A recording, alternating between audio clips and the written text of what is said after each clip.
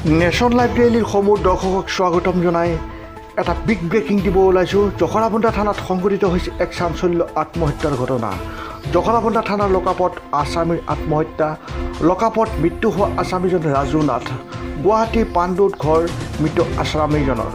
শুক্ৰবাৰ জখলাবন্ধা আৰক্ষীয়ে NL01AA6213 মেঘালয়ৰ পৰা চামগুৰিলৈ বুলি আনি থকা চিমেণ্ট ভৰ্তি ট্ৰাকৰ চালকক হত্যা কৰি বাহনখন হাইজেক কৰাৰ অপৰাধত আটক কৰিছিল ৰাজু নাথক। এদিন পূৰ্বে সমগ্ৰ ঘটনা নিজে কৰা বুলি আৰক্ষীৰ আগত স্বীকাৰ কৰাৰ পাছত আজি পুৱাৰ ভাগত লকাপত কম্বলেৰে চিপ লৈ আত্মহত্যা ৰাজু নাথৰ। আপোনালোকক দিব ওলাইছোঁ এটা বিগ ব্ৰেকিং নিউজ। জখলাবন্ধা থানাত সংঘটিত হৈছে এক চাঞ্চল্যকৰ আত্মহত্যাৰ ঘটনা। জখলাবন্ধা থানা লকাপত আছামীৰ আত্মহত্যা। লকাপতে মৃত্যু হোৱা আছামীজন ৰাজু নাথ। গুৱাহাটী পাণ্ডুত ঘৰ মৃত আছামীজনৰ। আজি ৰাতিপুৱা 4:30মান বজাত অনুমানিক আমাৰ এজন আছামী কাষ্টডিত থকা আছামী ৰাজু নাথ, তেখেতে আমাৰ যিটো লকআপৰ বাথৰুম আছে তাত কম্বলৰে চিপ জৰি লৈছে।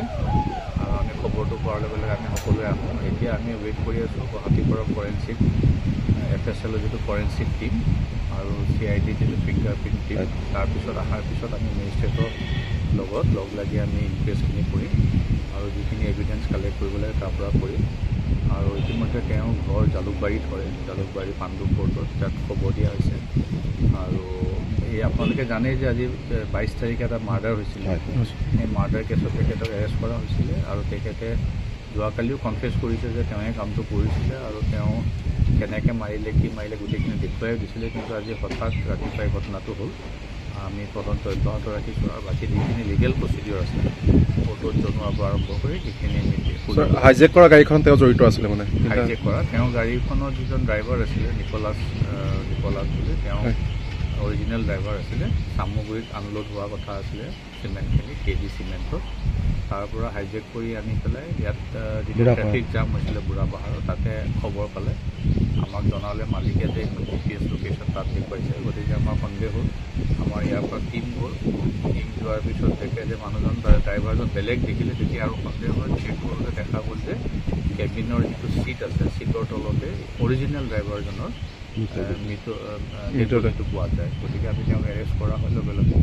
আৰু এইখিনি আমি ইনভেষ্টিগেশ্যনতে আছিলোঁ, যথেষ্ট তথ্যও পাইছিলোঁ আৰু কিছুমান ফৰেঞ্চিকো কিছুমান এভিডেঞ্চ আমাক লিড কৰি দিছে। গতিকে আজি ৰাতিপুৱা খালি এই ঘটনাটো ইয়াত সংঘটিত হ'ল। এতিয়া ব্যৱস্থা কি ল'ব আপোনালোকে, কেনেকুৱা ধৰণৰ? এতিয়া মই ক'লোৱে আপোনালোকক যে ফৰেঞ্চিক টীমটো গুৱাহাটীৰ পৰা আহি আছে আৰু তাৰপিছত CID এটা টীম আহি আছে।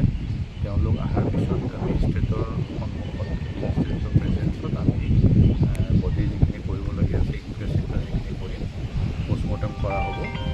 আৰু ঘৰৰ মানুহক ইতিমধ্যে আমি খবৰ দিছোঁ। তাৰপৰা আমি এটা কেছ ৰুজু কৰিছোঁ এই সংক্ৰান্তে।